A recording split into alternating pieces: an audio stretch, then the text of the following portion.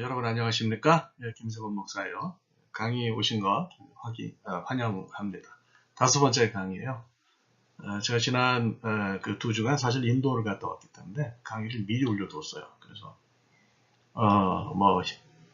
즉각 뭐 주어지는 상황이나 이런 것을 반영을 못했는데 이거는 뭐 다시 돌아와서 여러분들에게 이제 그 강의를 녹음을 합니다. 그러니까 뭐 제가 생각할 때는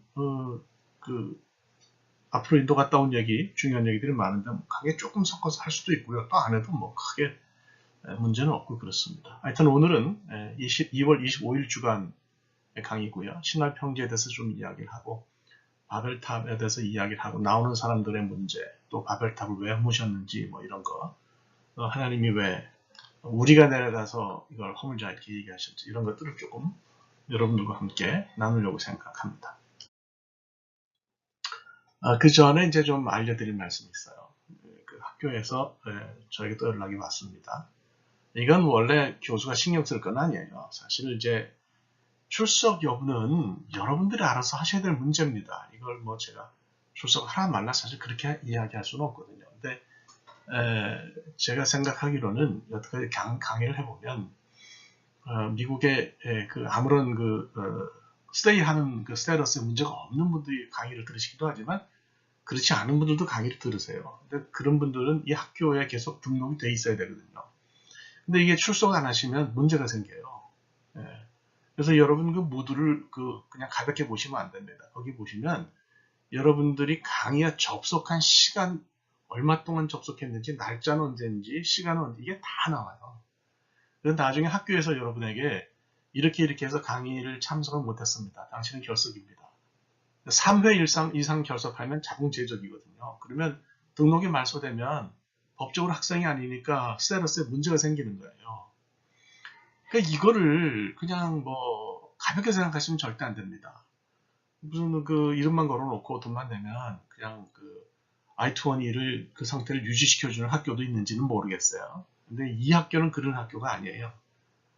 그래서 미국 사람들이 하는 100년 전통 있는 학교에 이 한국 분교이기 때문에 이거를 다 신학교에 행정하시는 분들이 체크를 해요.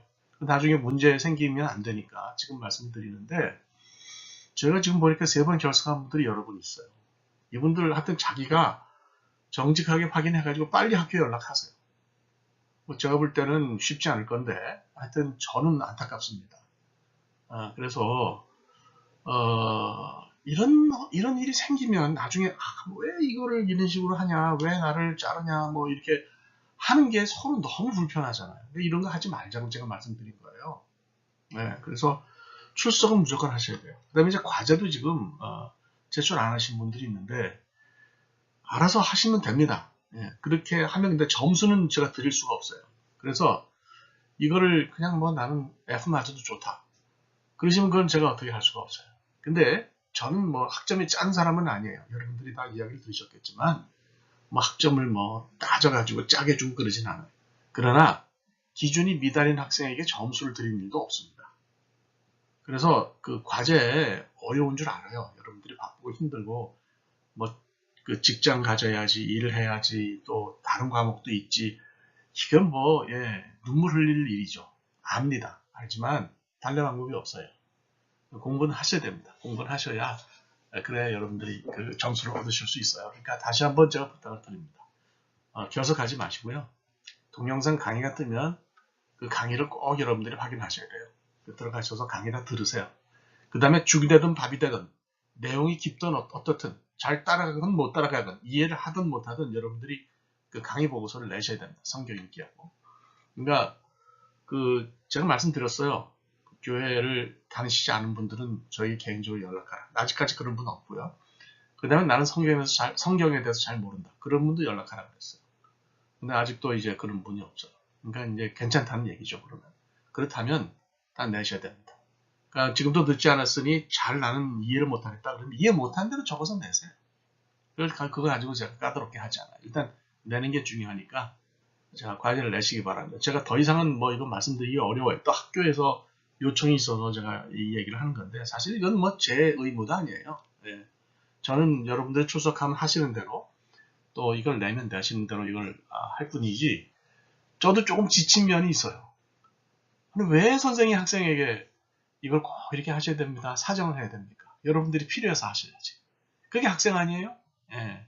선생은 가르치고요, 여러분들이 하신 대로 정직하게 점수 드리고, 저는 열심히 하는 분들에게는 제대로 점수를 드립니다. 그렇지 않은 사람에게는 저는 할 수가 없어요. 이게 뭐 항의를 하셔도 이거는 뭐 제가 어떻게 바꿀 수 없는 부분이에요. 그러니까 여러분들이 잘 기억하시고요. 문제 안 생기게 해주세요. 강의가 어려우면 뭐 어렵다고 여러분들 그렇게 하시면 돼요. 좀 쉽게 할 수도 있고요. 좀 뭐 너무 쉬우면 재미있나요? 하여튼 뭐 그렇게 여러분들이 신경을 쓰시면 좋겠습니다. 자, 이상입니다. 창세기 10장, 11장 오늘 이제 공부를 하는 건데요. 6장에서, 창세기 6장에서 죄가 퍼져나가서 하나님이 도저히 이걸 보고 그냥 내버려두면 안 되겠다, 이런 판단이 드실 때까지 죄가 퍼져나갔기 때문에 6장에서는 그 심판의 명분을 설명한 것이고요.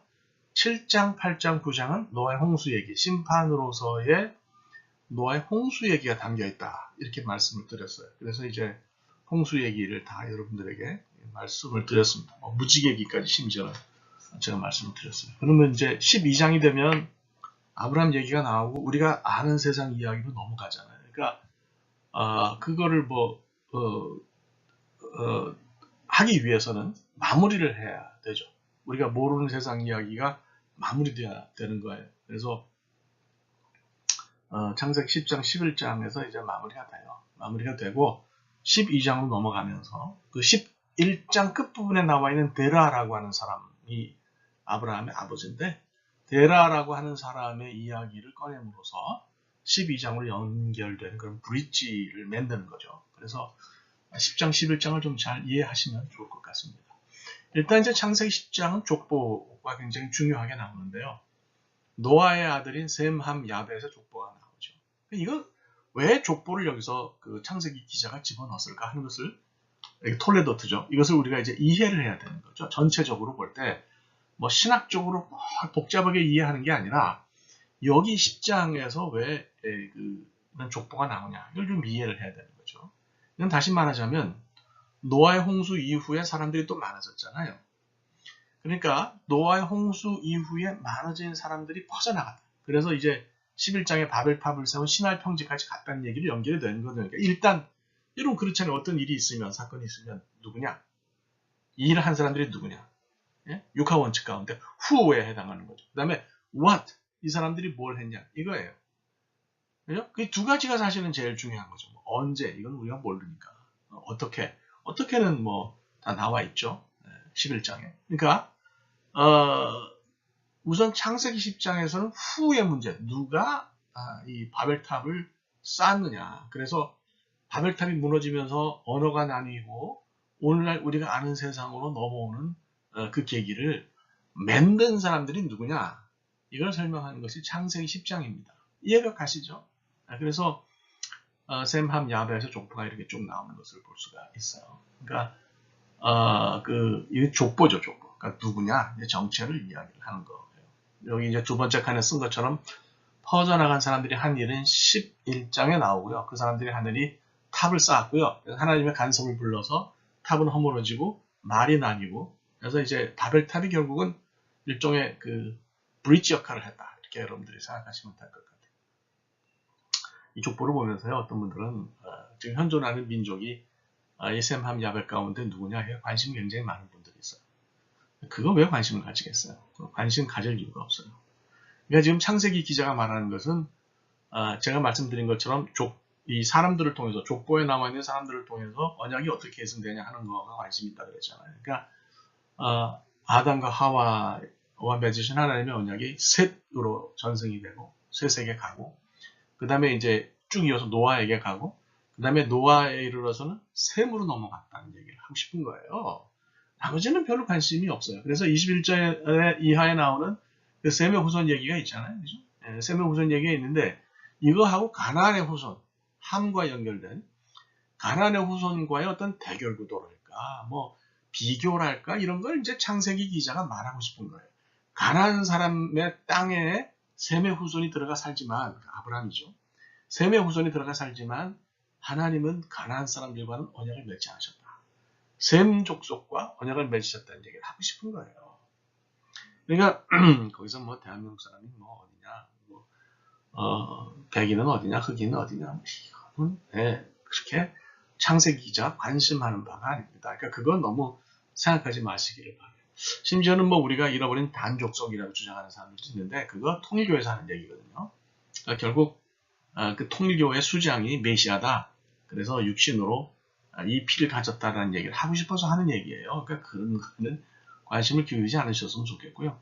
저는 제가 이방인이었던 것을 자랑스럽게 생각합니다. 이방인인데 그러니까 쉽게 말하면 이스라엘 사람이 아니죠. 생족이 아닌데 예수 그리스도의 구원의 은혜로 내가 구원받았다는 것을 너무너무 기쁘게 생각하는 사람이에요. 여러분도 그렇게 이것을 생각하셨으면 좋겠습니다. 자, 그럼 이제 11장 얘기는 아까 말씀드린 것처럼 이제 그 10장에서 노아의 후손들이 있는데 이 사람들이 11장에 신화평지에 와서 한 일이 뭐냐 이걸 설명하는 것이 11장에 그러니까 what 육하 원칙 가운데 what, how 뭐 이런 거에 해당하는 거죠. 말씀드린 것처럼 when은 언제인지는 모릅니다. 그래서 11장에 바벨탑 이야기가 있는 거예요. 그래서 이 사람들이 이제 뭡니까 신화평지로 이동을 했다 그러는데 신화평지가 어딘지 좀 알 필요가 있는 거죠. 그래서 신화평지가 여기 이게 보시면 이게 메소포타미아 고대 메소포타미아 문명이 있었던 곳의 이제 지도예요. 그래서 The Land of Shinar 있죠? Shinar 있죠. 저 위에는 니므롯 왕국 얘기인데 이제 그거는 신경 쓰지 마시고요. 지도를 따로 구할 수가 없어서요.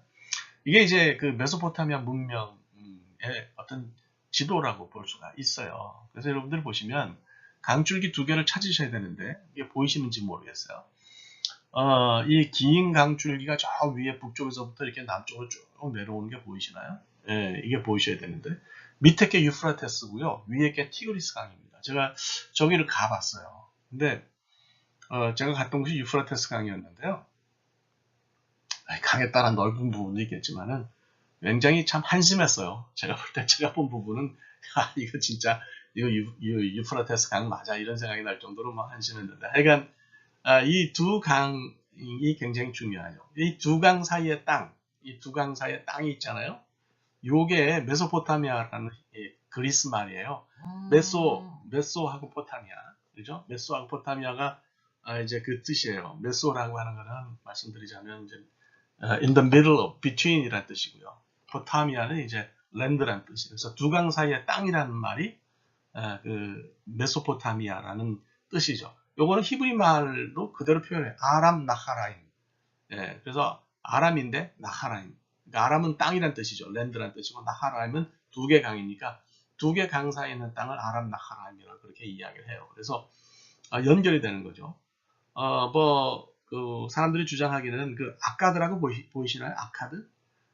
케이리안, 아카드. 예, 거기가 이제 두 강 사이가 좀 좁죠. 좁은데 이게 북쪽으로 올라가면서 좀 넓어지잖아요. 그래서 그 넓어질 때까지 그 평지 아주 그 농사짓기 좋은 땅이 신활평지라고 그렇게 이야기를 하는데 사람에 따라 달라요. 조금 우리가 그거를 좀 알기가 어려워요. 예를 들면 여기 보시면 여기는 신화를이라고 하는 데는 아예 이렇게 딱 점을 찍어서 이야기를 했잖아요. 제가 말씀드린 바에 의하면 신활평지는 오히려 위쪽이에요.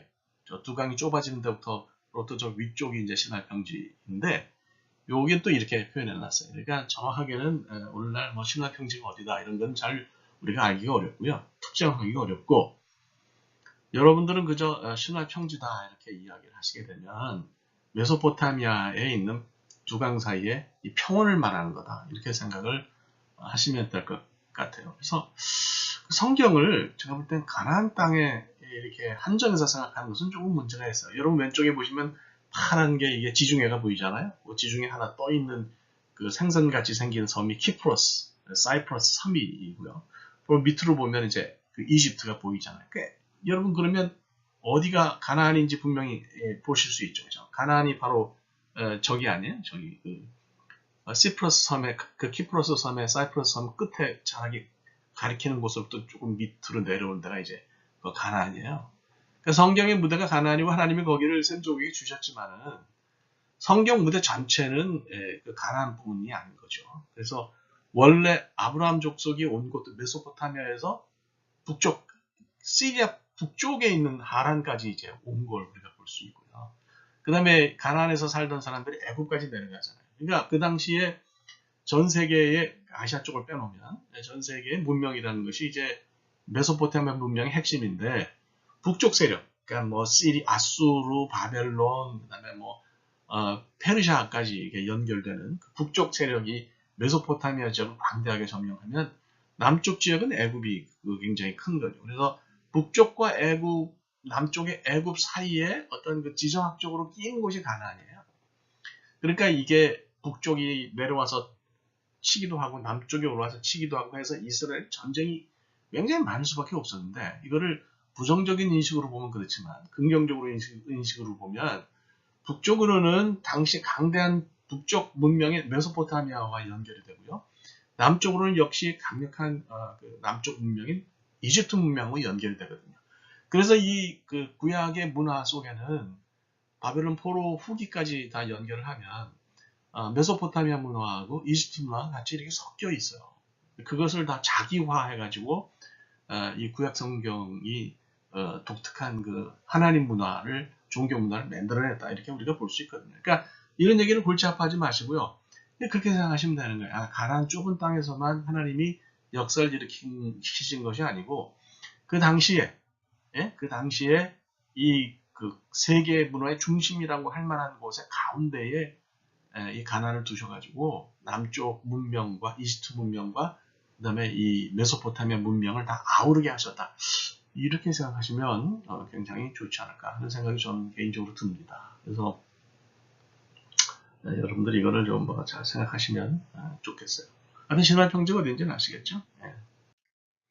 자, 그럼 이제 홍수에 남은 사람들이 뭘 하냐? 이 11장에 그게 있다고 그랬어요. 그래서 10장하고 11장하고 어떻게 연결되느냐 하는 거는 이렇게 연결된다는 얘기예요. 홍수에서 남은 사람들의 정체가 뭐냐?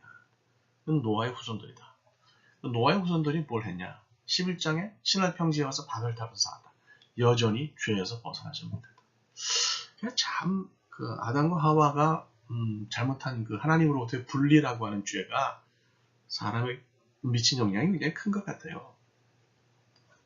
요한계시록을 읽어보면요. 우리 예수님께서 재림하셔가지고 이제 1차 이제 심판이 있잖아요. 그 다음에 이제 맨 끝에 가면 마지막으로 하나님이 정리를 하세요. 쭉 정리를 해서 정말 하나님 잘 믿는 사람과 안 믿는 사람을 구별하시는데요.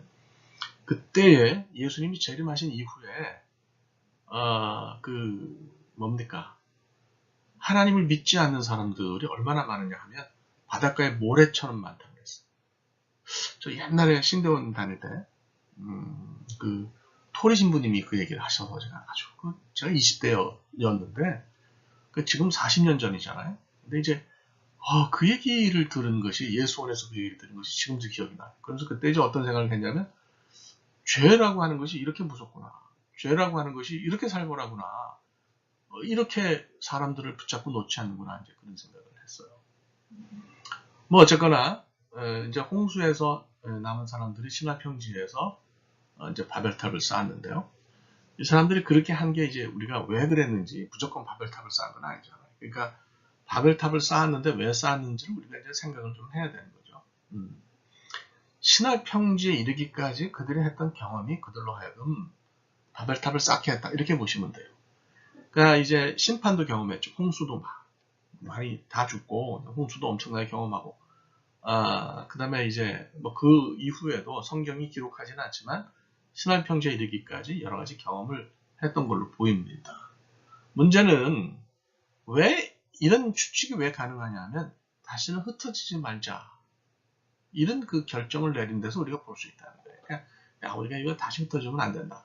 그러니까 흩어지지 않기 위해서 뭘 하자는 것이 이제 결국 바벨탑이었는데 홍수에서 남은 사람들은 그러니까 바벨탑을 쌓은 것은 결과고요. 바벨탑을 쌓지 않은 생각을 하게끔 이 사람들이 11장에 생각을 한 거죠. 그러니까 이거 우리가 또다시 흩어지고 해가지고 뭐 다 엉망이 되고 죽거나 멸망할 수 있으니까 그러지 말고 똘똘 뭉치면 뭐 그렇게 하자. 그러니까 뭉치면 살고 흩어지면 죽는다 뭐 이런 건가요? 그러니까 이런 생각을 이 사람들이 했어요. 그래서 이제 이렇게 했다. 이렇게 여러분들이 이것을 생각하시면 되겠다 싶습니다. 그러니까 10장과 11장의 특징을 여러분들이 잘 이해하시겠죠? 11장에서 이 사람들이 뭘 했냐? 바벨탑을 쌓고 바벨탑을 쌓은 것은 바로 그런 이유다. 이렇게 여러분들이 그래서 정리하시면 될 것 같습니다. 사진 한 장 보이시나요? 이게 이제 오늘날 그 중동에 남아있는 지구라트라고 하는 그 탑인데요. 바벨탑 4촌쯤 됩니다. 그래서 학자들이 생각할 때는 이 바벨탑도 이런 모습이지 않았을까 이렇게 생각을 하는 거죠. 그래서 지구라트라고 하는 거를 여러분들이 잘 이렇게 이름을 들으셨을 수도 있어요. 근데 못 들은 분은 오늘 들으면 되는 거고요. 들었는데 어려워서 모르겠다 그러면 잊어버리셔도 됩니다. 중동 지역에 가면 지금도 남아있는 바벨탑의 4촌쯤 되는 탑들이 많다. 그죠? 이렇게만 생각하시면 그때 괜찮겠어요. 어렵지가 않겠어요. 그죠? 이렇게 보시면 돼요. 그래서 탑이 저렇게 있고요. 꼭대기가 있잖아요. 꼭대기가 있고 거기 올라가는 계단들이 쫙 보고 전면에 있죠. 그래서 이제 저거를 뭘로 이제 우리가 이해되냐 하면 저 위에서 사람들이 이제 살았어요. 사람들이 집을 짓고 살았는데 그 꼭대기를 천상으로 생각하는 거예요. 헤븐으로 생각하는 거예요. 그러니까 이제 거기서 신을 만난다고 생각하는 거죠. 그래서 꼭대기에서 신과 인간이 만나서 역사가 이루어지는 거로 생각을 했어요. 그래서 제일 높은 곳에서 저 꼭대기 제일 높은 곳에서 사제가 이제 살면서 사제가 이제 그 신에게 제사를 하는 것이 메소포타미아의 종교의 특징입니다. 네, 그래서 신과 이제 교류하는 거죠. 제물을 바치고 뭐 이제 그렇게 하잖아요. 제가 말씀드렸는지 모르겠는데 고대 중동 사람들이 메소포타미아 문명의 사람들이 우상을 만든 거는 사실 이유가 있어요. 괜히 만든 건 아니고요. 이 사람들도 신이 눈에 보이지 않는 스피리추얼 비잉이라는 걸 알아요. 그러니까 눈에 보이지 않으니까 대화를 할 수가 없잖아요.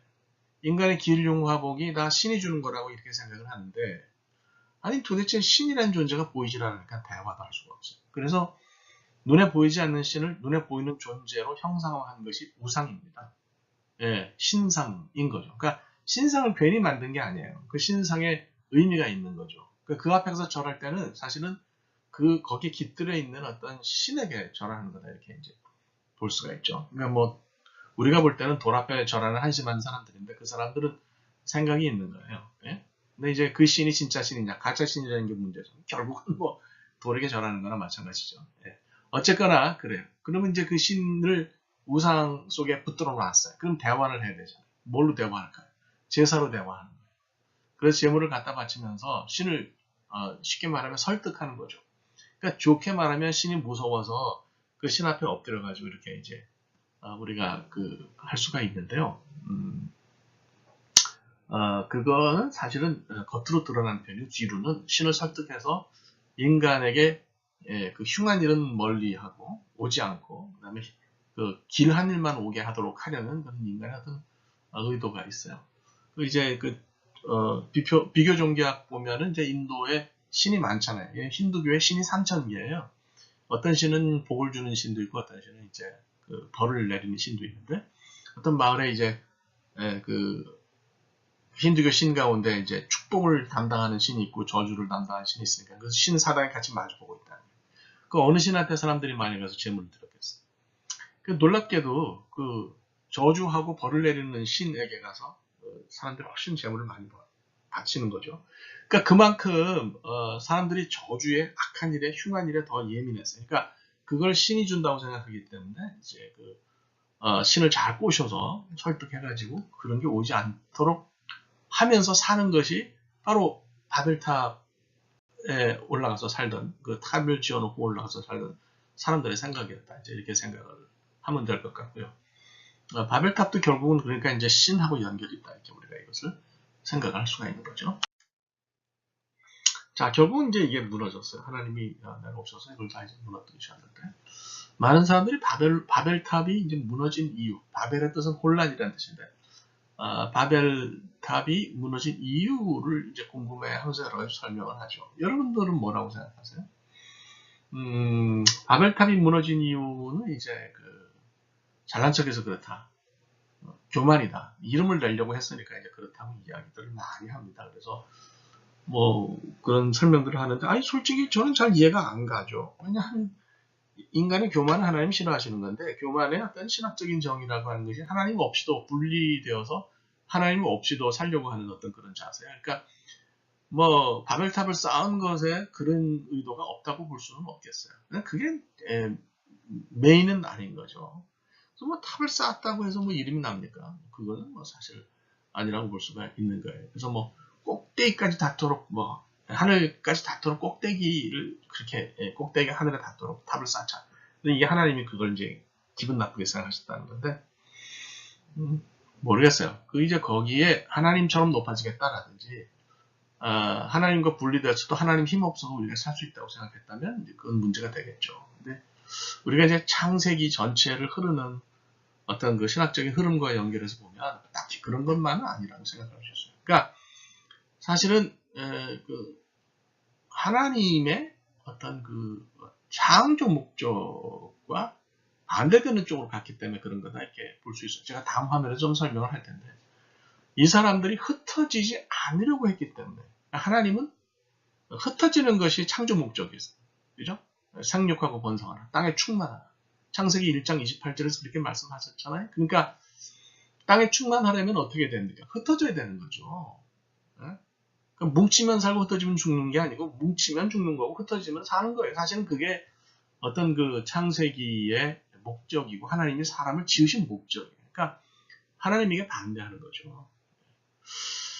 저는 이제 그 한 가지 생각을 더 했어요. 뭐냐면 진짜 바벨탑이 하나였나? 이제 바벨탑이 하나였을까? 우리가 이제 11장을 자세히 읽어보면 이 사람들이 탑만 지은 게 아니고요. 성, 이르라고 그러죠. 히브리 말로. 성과 함께 이걸 건축을 했어요. 그러니까 성을 쭉 건축해놓고 탑을 지었는데 아까 제가 지구라시 이 바벨론 지역에 오늘 그 이라크 쪽이죠. 거기 뭐 굉장히 많다는 얘기 제가 했어요. 바벨탑이 정말 하나였을까? 저 의구심을 갖는 거죠. 그러니까 하나님이 무너뜨리신 바벨탑이 정말 하나였을까? 뭐 창세기 기자가 언급은 안 하지만 제가 볼 때는 하나로 만족하지 않았을 것 같아요. 이 사람들이. 여러 개를 짓고 하나님이 종래 야 안 되겠다. 우리 좀 내려가서 좀 손 좀 보자 하신 거는 그 사람들이 정말 여러 개의 바벨탑을 짓고 진짜 그 마지막 그러니까 뭐 last straw라는 말을 많이 쓰죠.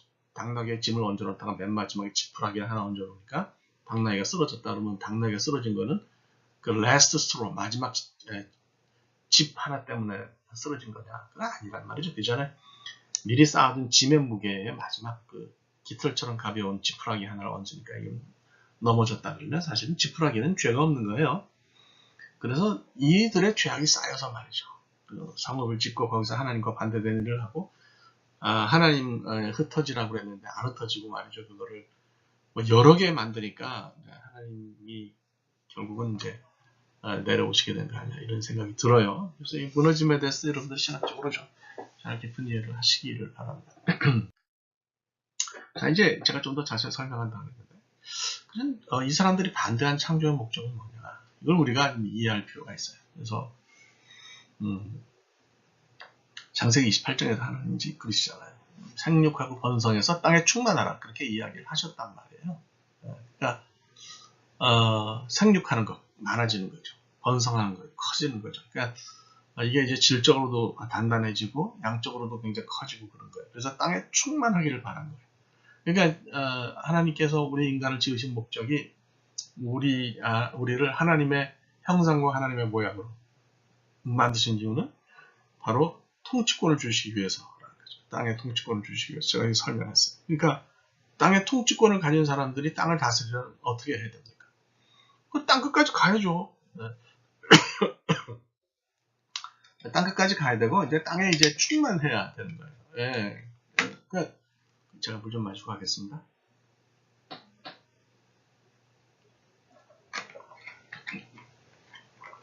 근데 이제 흩어지는 게 맞다는 거죠. 흩어지는 게 맞는데 이 바벨탑을 세운 사람들은 이제 하나님이 말씀하신 그런 창조의 목적과 거꾸로 갔다는 거죠. 야, 흩어지지 말자. 그래서 요즘 이제 그 교회의 모습을 보면 참 생각이 많아져요. 이런 교회가요. 교회가 교회 목적이 되면 그 교회 끝이에요. 그러니까 예수 그리스도의 초림과 재림 사이에 놓인 것이 우리 교회잖아요. 교회 존재가 한시적이에요. 영원한 게 아니라고요. 주님께서 재림하시면 교회는 없어지게 돼 있어요. 이 안에서 하나님께서 이 한정된 시간 동안 교회에게 맡기신 사명이 뭘까요? 생육하고 번성해서 땅에 충만한 거예요. 흩어지는 거예요. 나가서 복음을 전하는 거예요. 멀게는 바다 건너서, 가깝게는 아주 우리 바로 옆집에 사는 사람에게 내가 어떤 선교적인 라이프 스타일을 가지고 그들에게 관계를 통해서 전도하도록, 예수 그리스도의 복음을 전하도록, 그렇게 하는 것이, 그런 일을 감당하도록 사람들을 양육하고 훈련하는 것이 교회 사명인데, 참 안타깝죠. 닐 콜, N-E-I-L-C-O-L-E, 닐, 이게 이제 first name이고, 콜이 last name, C-O-L-E. 이 사람이 쓴 철치 3.0이라는 책이 있어요. 전 그걸 읽어보고 정말 생각 많이 했어요. 이분은 교회를 두 개로 구별을 해요. 하나는 attractional church, 또 하나는 missional church로 구별해요. attractional church는 뭐예요? attraction이 많다는 거예요. 뭔가 매혹거리가 있다는 거예요. 뭔가 빠지게 만든다. 뭐 건물을 멋있게 지어놓고, 주차장을 넓게 해놓고, 프로그램을 잔뜩 쟁여놓고, 뭐 이런 일 하고 저런 일 하고, 그런 식으로 다 해놓고, 자, 사람들도 와서 보라는다. 와서 봐라. 우리가 이렇게 너희들을 위해서, 여러분들을 위해서 뭐 아주 매력적인 것들을 많이 만들어 놨으니까 와서 보고 우리의 일원이 되라. 지금까지 그거 보고 와가지고 숫자적으로 늘어나고 번성하는 것이 교회 목적인 양 착각한 경우가 많았어요. 그게 이제 소위 풀러에서 시작한 그 목회 성장학, 교회 성장학의 어떤 그 근간이에요. 그러니까 양적인 번성, attraction을, something attractional을 교회 안에 많이 만들어 놓는 것. 사람들이 와서 보고 혹해서 주저앉도록 하는 것. 근데 이분이 아주 거기에 날카롭게 이야기를 하는 거죠. 결코 그런 attractional church가 교회의 목적일 수 없다는 얘기를 하는 거예요. missional church가 된다. 그렇죠?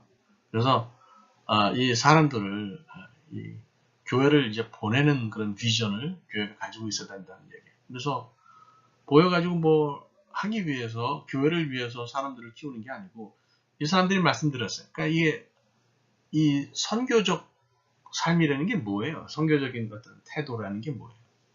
이게 뭐 맨날 그 전도하는 거예요? 그게 아니고, 선교적인 그 라이프 스타일이라는 것은 말씀대로 사는 거예요. 예수 믿는 사람답게 사는 거예요. 그 주변 사람들이 볼 때 예수 믿는 일이 어떤 건지를 깨닫게 하는 거죠. 그래서 그런 주변 사람들과 그런 기초 위에서 관계를 맺고요. 그들에게 복음을 전하는 삶을 사는 것이 미셔널 철치에 소속된 사람들의 특징입니다. 그러니까 교회 목적을 다시 재정립하고요. 그러니까 교회가 큰 거는 이제는 제가 볼 때는 의미가 없어요. 여태까지 다 커서 건물 지어놓고 한 교회들이 방향을 갑자기 바꿀 수는 없지만, 이제는 작지만 강한 교회들이 나와서 그 교회들이 정말 미셔널 철치로서의 모습을 감당할 때에 이 기독교의 소망이 있어요. 그렇지 않으면 여전히 물질주의, 번영주의, 기복주의, 교회 나오면 복 받는다 말이지. 이런 생각에 사로잡혀가지고, 그래서 교회를 나오는 사람들이 많아지면 기독교는 참 앞날이 어두워요. 하나님은 많은 사람을 구원하기를 원하시는데, 제가 볼 때는 뜻밖의 구원받는 사람 숫자가 작을 수도 있다. 왜? 이게 전혀 거꾸로 가고 있잖아요. 거꾸로 가고 있어요. 그러니까 이것을 우리가 정말 깊이 잘 생각해야 된다. 이런 생각이 들죠. 그래서 오늘날 교회 사명이 뭐냐, 이걸 깊이 생각해야 돼요. 이거를 잘 생각하지 않으면 교회가 엇나갈 수 있습니다. 그래서 바벨탑만 보지 마시고요. 바벨탑이 무너진 사건을 통해서 무엇이 교회 사명인지를 우리가 다시 한번 깊이 생각하고 깨달을 수 있어야 되리라고 봅니다. 자, 이제 그 7절을 좀 설명하겠어요. 제가 이제 앞부분에서 이건 나중에 설명한다고 그랬어요. 하나님이 밑에서 이제 인간들이 바벨탑을 쌓는 걸 보시고, 야, 우리가 내려가서 저걸 흩어뜨리자, 이렇게 말씀을 하신단 말이죠. 그래서 왜 이 복수를 썼냐? 또 이제 창세기 1장에서 하나님이 우리의 형상과 우리의 모양을 따라서 사람들을 지었다고 복수를 쓰셨잖아요. 복수에 대해서는 연구가 많이 있어요. 제가 이제 세 가지로 이제 그걸 정리를 해볼 수 있을 것 같아요. 제가 히브리 유니언에서 공부할 때 이제 유대인들의 신학적 견해를 들을 수가 있었어요. 닥터 카프만이라고 워킹 애러메이크 딕셔너리라고 불리는, 걸어댕기는 아람어 사전이라고 불리는 분인데, 머리도 다 빠지고 아주 굉장히 그 카리스마 있게 생기신 거예요. 코수염 다 기르고. 닥터 카프만이 설명을 하면서, 이거는 너희 기독교인들이 이제 정 기독교인이니까 거기 이제 그 그레지어 스쿨은 기독교인들 다 받아줘요. 그 라비닉 스쿨은 유대인 피를 가지고 있어서 랍지가 될 사람 유대교인만 받지만 그레지어 스쿨 대학원은 이제 그 박사가 된 대학원은 우리 같은 이방인들을 받아주죠. 그 딱 보면서 하는 얘기가 하나님이 혼자였겠냐 이거예요. 똘마니가 무지 많았을 거다. 하나님 사실은 그 highest heaven, 그 제일 높은 하늘의 상층천에는 스피리추얼 비잉들이 많았을 거라는 거예요. 천사도 있고 하여튼 뭐 이 천사들로 대표되는 영적인 존재들이 하나님 뒤에서 천군만마, 그죠? 정말 이 엄청난 군대를 이루고 있었을 거라는 거죠. 하나님 혼자 내려와서 손수 막 휘둘르시고 그런 게 아니고 딱 뒤를 돌아다 보시면서 야 얘들아 준비됐냐? Ready? Let's get down. 하셔가지고 이제 내려가자 해서 하나님이 그들에게 우리가 이제 내려가자 이렇게 이야기하신 거라는 거예요. 네, 그런 주장이 있다는 겁니다. 그 다음에 이제 이 기독교 계통의 서구 학자들의 주장인데요. 우리라고 하는 것은 majestic plural 혹은 plural of majesty. majesty라는 말은 장엄이라는 뜻이죠. 장엄하다. 그래서 아주 장엄한 거, 위대한 거, 거룩한 것을 표현할 때 복수로 쓰는 어떤 그런 표현이 여기 나타난 거다 이렇게 얘기를 해요. 이게 재밌는 부분이죠. 인도 유로피안 랭귀지는 인도 유럽 언어, 그러니까 오늘날 우리가 말하는 서구의 언어에는 분명히 이런 현상이 있어요. 특히 영어에 두드러져요. 그래서 고대 임금이 말이죠. 자기를 표현할 때 I라고 표현하지 않고 we라고 표현하는 거예요. 그러니까 한 사람보다는 두 사람이 더 힘이 세잖아요. 그래서 보통 사람들은 자기를 표현할 때 I라고 표현하는 것이 맞는데 단수로 싱귤러 폼으로 왕은 we라고 표현했다는 거예요. 그래서 we라고 복수로 표현하면서 이것이 장엄함, 위대함, 보통 그 통치를 받는 일반 백성과는 다른 존재임을 드러내는 데 쓰였다 이렇게 얘기를 해요. 그래서 제가 이거를 독일에서 공부한 그 사람들에게서 많이 들었어요. 많이 들었는데 재밌는 건요. 히브리어에는 이런 관습이 없어요. 히브리어에는 plural of majesty라는 개념이 없습니다. 왕이 자기 자신을 복수로 표현한 경우가 없어요. 독특한 것은 우리가 시편을 보면 아시겠지만 이스라엘의 왕은 만인지상이면서도 사실은 1인 지하예요. 그러니까 백성을 다스리는 엄청난 권력자이지만 하나님의 말씀 앞에 꼼짝 못하는 거죠. 왕은 왕이로되 하나님이 더 큰 왕이신 어떤 그런 존재예요. 근데 그분 앞에서 자기 자신의 장엄함을 나타내기 위해서 plural of majesty를 쓴다는 것은 사실 어불성설이죠. 그러니까 히브리 말 안에는 이런 장엄의 복수 개념이 없는 것이 사실 맞습니다. 그러니까 없어요. 그러니까 이거는 서구학자들이 자기들 입장에서 자기들 언어의 관점에서 연구한 건데요. 안타까운 거는 많은 신학교에서 이것이 마치 우리가 내려가서라고 할 때에 이 복수를 쓴 것에 타당한 이유라고 설명되어진다는 사실이에요. 이게 전혀 아닌데, 사실이 아닌데 서구에서 공부한 학자들이 이렇게 말한다는 거죠. 그러니까 그건 옳지 않습니다. 그래서 1번은 유대교의 입장입니다. 2번은 제가 볼 때는 서구의 기독교 학자들의 구약학자들의 설명이지만 wrong, totally wrong입니다.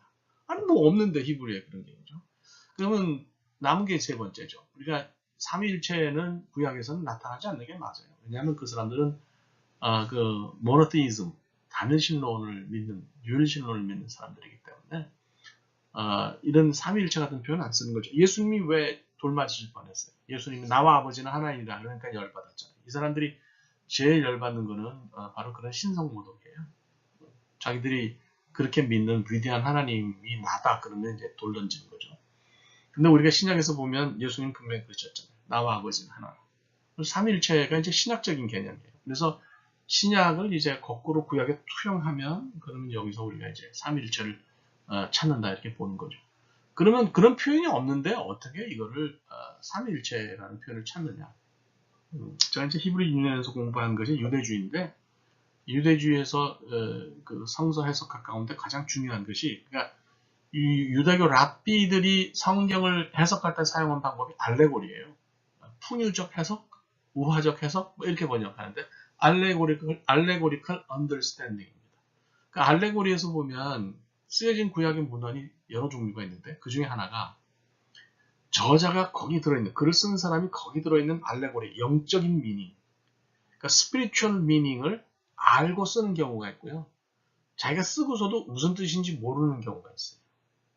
그러니까 이제 알레고리라는 게 뭐냐면 본문을 이성적으로 이해할 수 없을 때에 거기에 영적인 숨겨진 의미가 있다고 보고 그걸 찾아내는 게 알레고리컬 언더스탠딩이거든요. 그러니까 이제 예를 들면 뭐 우리 창세기 21장 7절에 하나님 우리라고 표현했을 때 이게 잘 이해가 안 가잖아요. 그죠? 안 갈 수 있단 말이죠. 저자가 써놓고도 무슨 얘기인지 모르고 썼을 수 있으니까 이게 뭘 의미하는지 모르고 썼을 수도 있다. 그래서 그런 차원에서 볼 때는 우리가 이것을 삼일체로 이해할 수 있다는 생각입니다.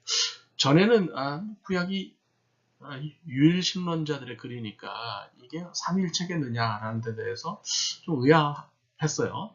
그래서 다른 가능성을 찾았는데 제가 계속 공부를 하면서 따지고 보면 뭐 스피리추얼 비잉이니 플루럴 머제스 이런 것들도 사실 받아들이기 힘든 얘기들이거든요. 뭐 그렇게 뭐 와서 닿지 않은 그런 얘기들이거든요.